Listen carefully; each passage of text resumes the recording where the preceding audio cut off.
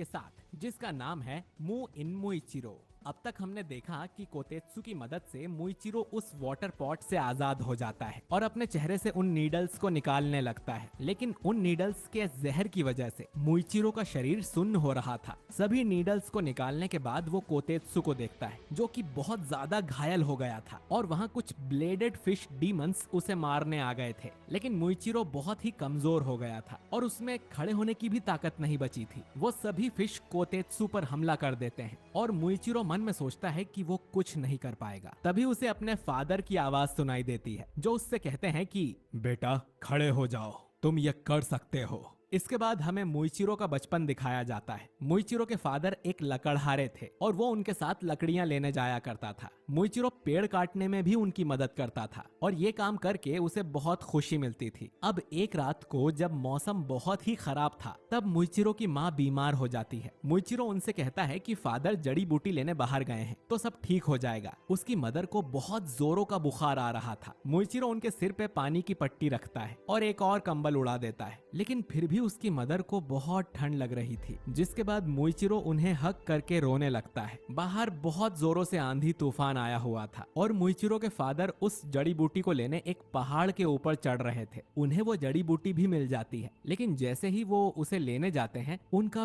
पैर फिसल जाता है और नीचे गिरने से उनकी मौत हो जाती है। उस रात मुइचिरो ने अपने दोनों पेरेंट्स को खो दिया और उस समय वो सिर्फ 10 साल का था, पर वो अकेला नहीं था। उसे धीरे धीरे याद आता है कि उसका एक जुड़वा भाई भी हुआ करता था जिसका नाम था युइचिरो। जब ये दोनों अपने पेरेंट्स की कब्र से वापस घर लौट रहे थे तब युइचिरो अपने मरे हुए पेरेंट्स के लिए काफी गलत चीजें बोलता है कि दूसरे की मदद करने से कभी कोई फायदा नहीं होता। उसकी ये बात सुन मुइचिरो को बुरा लगता है और वो कहता है कि जब हम किसी और की मदद करते हैं तो आखिर में हमारी भी मदद होती है। यही उनके फादर कहा करते थे। ये सुन युइचिरो बोलता है कि उस मरे हुए आदमी की बातों को भूल जाओ जो कि दूसरों को बचाने के चक्कर में खुद मारा गया। वैसे भी उस जड़ी बूटी से मदर ठीक नहीं होने वाली थी, तो अगर फादर उस तूफानी रात में बाहर नहीं जाते तो आज वो जिंदा होते। युइचिरो की ये कड़वी बातें सुनकर मुइचिरो शॉक हो जाता है, लेकिन युइचिरो उसे कहता है कि यही सच है और ये भी कि तुम्हारे नाम में जो मुंह है उसका मतलब कमजोर होता है और बेकार भी।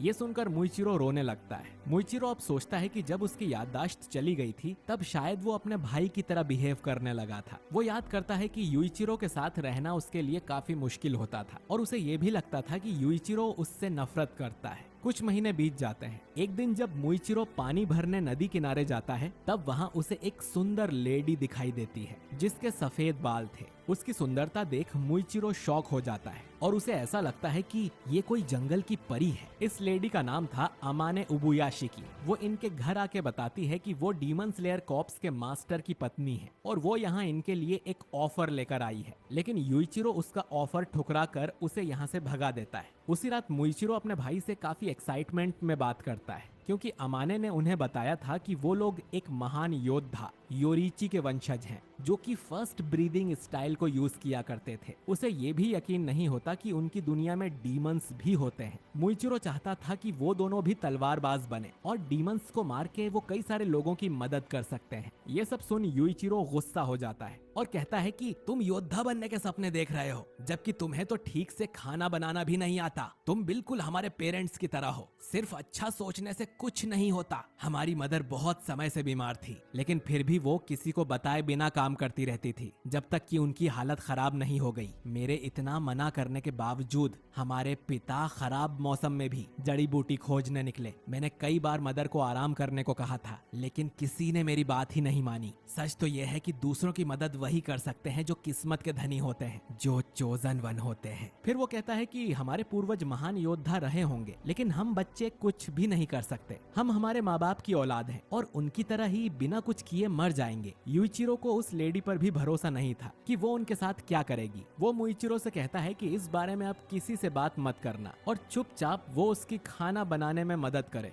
ये सब बातें सुन मुइचिरो रोने लगता है। इस दिन के बाद दोनों ने आपस में बातें करना छोड़ दिया था। बस एक दिन जब अमाने फिर से इनसे मिलने आई थी तब युइचिरो ने उसके मुंह पर पानी फेंक दिया था, जिससे इन दोनों में लड़ाई हो गई थी। लेकिन उसके बाद इनमें कोई बात नहीं होती थी। दोनों लकड़ी का काम करते रहते हैं। कुछ और महीने बीत जाते हैं और गर्मियों का मौसम आ जाता है। गर्मी की वजह से ये रात को सो भी नहीं पाते थे। अब एक रात को मुइचिरो को नींद नहीं आ रही थी। वो पानी पीने के लिए उठता है और देखता है कि युइचिरो भी जाग रहा था। उसे भी गर्मी की वजह से नींद नहीं आ रही थी और अचानक ही कहीं से एक डीमन उनके दरवाजे पर आ जाता है और वो डीमन ये देखकर खुश हो जाता है कि यहाँ तो सिर्फ बच्चे हैं। फिर ये डीमन मुइचिरो को पंजा मारने उसकी तरफ बढ़ता है, लेकिन उसे बचाने के लिए युइचिरो सामने आ जाता है, जिससे उसका एक हाथ कट के अलग हो जाता है। मुइचिरो उसे पकड़कर पीछे ले जाता है और युइचिरो दर्द की वजह से को कोई फर्क नहीं पड़ेगा, तुम्हारी जिंदगी बेकार है। अब ये सुनकर मुइचिरो को काफी ज्यादा गुस्सा आ जाता है, जैसा उसने कभी फील नहीं किया था, जैसे उसका खून उबल रहा हो। उसके बाद उसे याद भी नहीं कि फिर हुआ क्या था।